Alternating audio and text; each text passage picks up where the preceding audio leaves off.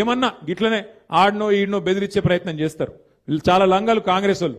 వాళ్ళ మాటినకపోతే ఏం చేస్తారు? సర్పంచ్ గారిని ఏదో ఒక దానిలో ఇరికియాలి, ఇరికిచ్చి వాళ్ళని సస్పెండ్ చేయాలి. ఎందుకంటే అధికారం కదా, సస్పెండ్ చేయాలి. సస్పెండ్ చేసి ఉప సర్పంచ్ వాళ్ళ మనిషిని పెట్టుకోవాలి, వాళ్ళకు బాధ్యత ఇవ్వాలని చెప్పి లంగ కథలు చేస్తారు. అందుకే మనకు కూడా తెలివి ఉంది కాబట్టి, భగవంతుడు వాళ్ళకే కాదు మనకు కూడా తెలివితేటలు ఇచ్చిండు కాబట్టి నేనేం చెప్తున్నా అంటే, జిల్లాల వారీగా సర్పంచులకు అండగా నిలబడేందుకు ప్రతి జిల్లాలో లీగల్ సెల్ ఏర్పాటు చేస్తాం. ఎక్కడ ఎవడన్నా మిమ్మల్ని సస్పెండ్ చేసే ప్రయత్నం చేస్తే వెంటనే ఒక సెకండ్ కూడా మీరు ఆలస్యం చేయకండి. జిల్లా పార్టీ ఆఫీస్ ఇక్కడనే మీకు పక్కనే ఉన్నది. మన జిల్లా గింతనే జిల్లా, చిన్న జిల్లా, 12 మండలాలు, 2 మున్సిపాలిటీలు, చాలా చిన్న జిల్లా మనది. వెంటనే అర్ధగంట లోపల మీరు ఇక్కడికి రావచ్చు. లక్ష్మీనరసింహారావు గారిని, రవిశంకర్ గారిని, రసమై బాలకృష్ణ గారిని, మా తోట ఆగయ్య గారిని నేను కోరుతా ఉన్నా. ఎక్కడ ఏ ఊర్లో చిన్న, ఇప్పుడు 83 మంది మాత్రమే కాదు, ఇంకా 17 నాడు మళ్ళీ ఎలక్షన్ ఉంది, మళ్ళా జోరుదారు గెలుస్తాం, నాకే అనుమానం లేదు. ఎక్కడ చిన్న సమస్య వచ్చినా సర్పంచ్ గాని ఉప సర్పంచ్ గాని వెంటనే ఇక్కడ లీగల్ సెల్ యాక్టివేట్ చేయాలి, వెంటనే కోర్టుకు పోవాలి, మన హక్కుల కోసం మనం కొట్లాడాలి. ఈ విషయంలో రాజీ పడొద్దని చెప్పి నేను కోరుతున్నా. మీకు కూడా ఏ గ్రామంలో నన్ను ఎవడన్నా ఇబ్బంది పెడితే, అధికారో ప్రభుత్వంలో ఉన్న పెద్దలో ఇబ్బంది పెడితే ఒక సెకండ్ కూడా మీరు ఆలస్యం చేయొద్దు. మీ ఇన్ఛార్జ్ గారికి వెంటనే చెప్పాలి. చెప్పి అన్నాయో ఇట్లా చేస్తున్నారు, వీళ్ళు ఆగం చేస్తున్నారు అని చెప్పి వెంటనే మీరు స్పందించి ఎక్కడ వాళ్ళు అక్కడ హుషారుగా కాపాడుకోవాలి. ఎందుకంటే గెలిపించడం ఒక్కడే కాదు కదా, గెలిచినాక కాపాడుకుంటూ కూడా మన బాధ్యత. మన హక్కులు తెలుసుకోవాలి, మన హక్కుల కోసం కొట్లాడాలి. ఖచ్చితంగా రాజ్యాంగం ఆధారంగా మనకు ఏదైతే రావానో వాటిని బ్రహ్మాండంగా వసూలు చేయాలి, బ్రహ్మాండంగా హక్కులు తీసుకోవాలి. అయితే ఇంకొక మాట కూడా నేను మీకు విజ్ఞప్తి చేస్తున్నా.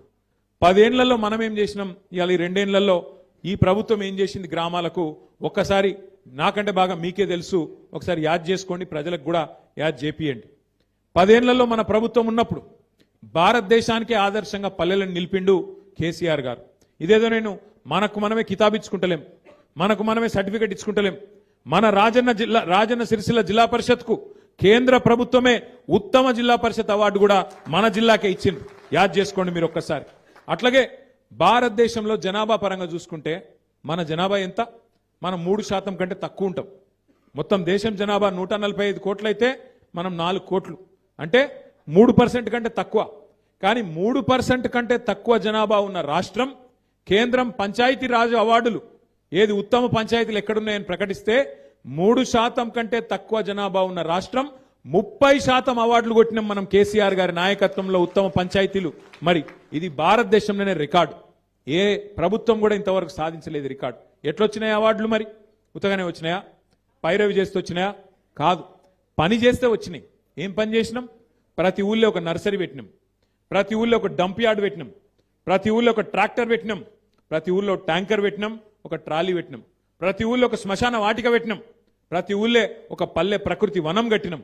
ప్రతి ఊరికి ఒక ప్రణాళిక, మన ఊరు మన ప్రణాళిక అనే ఒక ఆలోచన తీసుకొచ్చి ఎవల నిధులెన్ని ఎవల విధులేంది అని డిసైడ్ చేసి నెల నెల టంచనుగా మనకు ఫైనాన్స్ కమిషన్ నుంచి వచ్చే పైసలు బ్రహ్మాండంగా గ్రామ పంచాయతీలకు అందజేసినాం. అందజేస్తే ఏం జరిగింది? పని జరిగింది. ఒక చెట్టు పెడితే చెట్టు చచ్చిపోవద్దు అని చెప్పి హరితహారం కార్యక్రమం ప్రారంభిస్తే కేసీఆర్ గారు పంచాయతీరాజ్ చట్టంలో పెట్టిండు. ఏమని? 85% చెట్లు బతకాలే, బతికేటట్టు చూసుకునే బాధ్యత సర్పంచులు, ఉప సర్పంచులు, వార్డు సభ్యులు మీరే తీసుకోవాలని.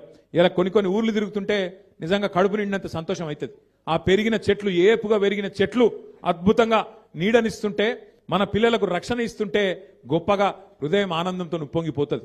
నిన్న నేను సూర్యాపేట జిల్లాకు పోయి ఆడికెళ్ళి మన తుంగతుర్తికి వెళ్ళి సూర్యాపేట పోతుంటే అక్కడ మధ్యలో ఒక ఊర్లో ఆగిన, మనోళ్ళు ఆపితే, అక్కడ అప్పుడే ఎలక్షన్ అయింది, కౌంటింగ్ అవుతుంది, మనోళ్ళు ఆపినరు, ఆగిన నేను. ఆగితే ఆ ఊరు పేరు ఏపూరు. ఆ ఏపూరు అనే గ్రామం నిజంగా ఎంత గొప్పగా అనిపించిందంటే నాకు. మంచిగా ఆడ చెక్ డ్యామ్ కట్టిరు. ఆ చెక్ డ్యామ్ పక్కన మొత్తం నీళ్ళు ఆగి ఉన్నాయి. మంచిగా బతుకమ్మ ఘాటు కట్టుకున్నారు, ఆడ మంచి ఇట్లా మెట్లు కట్టుకున్నారు. పెద్ద ఊరు, దగ్గర 3000 ఓట్లుంటాయి, పెద్ద ఊరు. ఆ ఊళ్ళే మొత్తం ఒక వైకుంఠ ధామం కట్టిరు, ఒక పెద్ద శివుని విగ్రహము, వైకుంఠ ధామము, మంచి కాంపౌండ్ వాళ్ళు, బ్రహ్మాండంగా ఉత్తమ గ్రామ పంచాయతీగా వాళ్లకు దేశంలోనే అవార్డు వచ్చింది. అట్లా ఆ తీరుగా పనిచేయాలి చేస్తే. ఎందుకంటే